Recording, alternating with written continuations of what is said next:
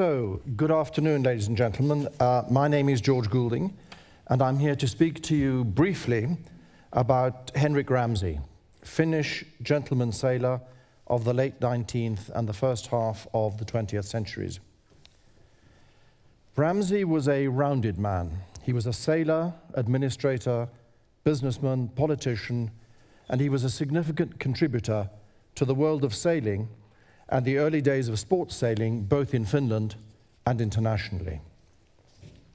He was also a refined and cultivated man. His famous memoirs, as you mentioned, Sommar och segel, in direct translation, Summer and Sailing, show an impressive knowledge of and a strong interest in cultural matters, with both a small sea and a big sea. As a sailor, speed and adventure certainly attracted his interest, and many were the races he took part in and trophies that he won or nearly won throughout his life. But he also loved sailing simply for its own sake. He spent a lot of his time sailing, both in Finland and internationally, cruising from his home harbours to take part in leading international competitions. Sandhamn in Sweden and the sailing life there were a particular love of his. But he was also extremely attracted by the romance of the sea and the people of the sea generally, and his memoirs contain many amusing and exciting incidents from his sailing life, including stories of the experiences and adventures of others. One direction which his reflective nature led him in was the world of yacht design. He was a patron and friend of many of the leading designers of the time, and his memoirs contain a number of anecdotes of these often rather eccentric men. He had his own dreams and ambitions in this respect, as shown by his famous yacht Regina.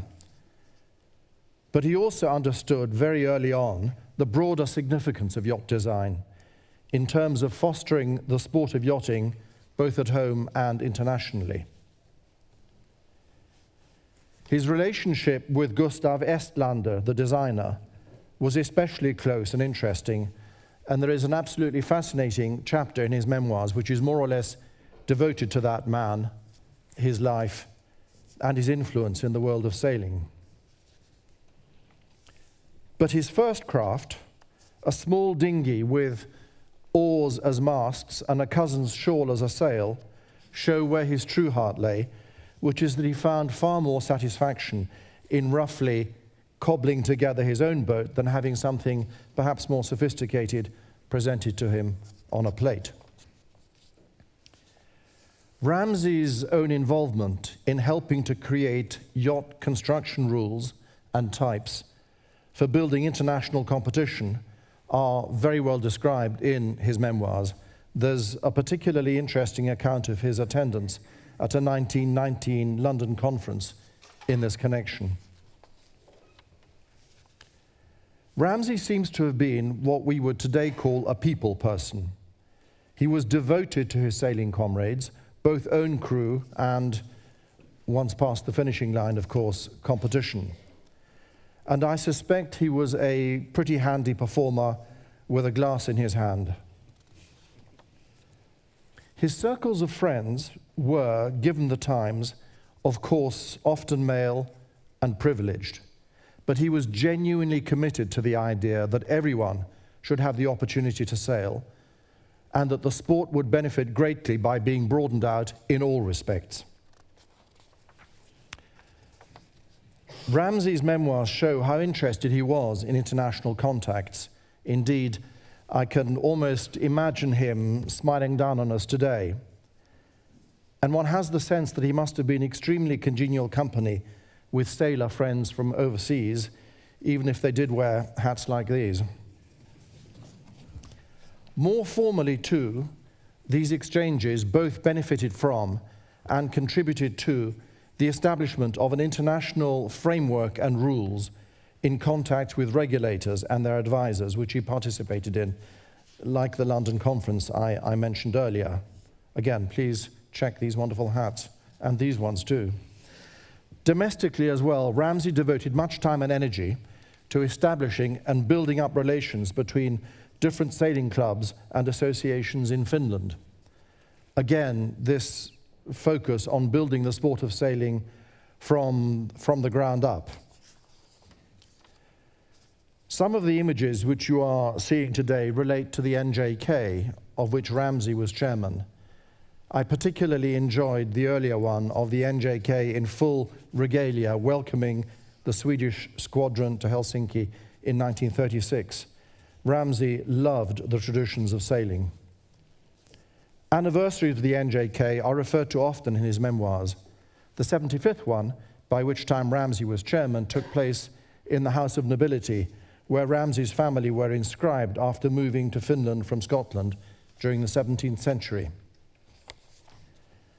There's an early chapter in Ramsay's memoirs which is devoted to Paul Nicolai, a Russian aristocrat, diplomat and preacher, who combined his passion for sailing with his very deep religious convictions, bringing religion to the people of the Finnish archipelago and islands. It's clear from this description how very much Ramsay admired Nicolai's devotion to service, to other people, to the archipelago, and of course to his sailing. And that in turn tells us an awful lot about Ramsay, the man himself. But prominent as he was in a number of areas of Finnish life, Henrik Ramsay's contacts extended to more distinguished sailors as well, which no doubt also helped in building and broadening sailing both in Finland and internationally. So there you have him, ladies and gentlemen, Henrik Ramsay, man of many parts, but above all, sailor both in heart and head. And I should perhaps end by saying that I have been asked, very happily for me, to translate his memoirs into English, and that we hope that they will be ready later this year, and I very much commend them to you. I'm a non-sailor myself, and the first few pages of this wonderful book, where he describes how school ends in early summer, and he is put on the first available train east to Viborg, to his adored sailing grounds there, is absolutely captivating. There are some incredibly moving moments in this book. So, thank you very much for listening.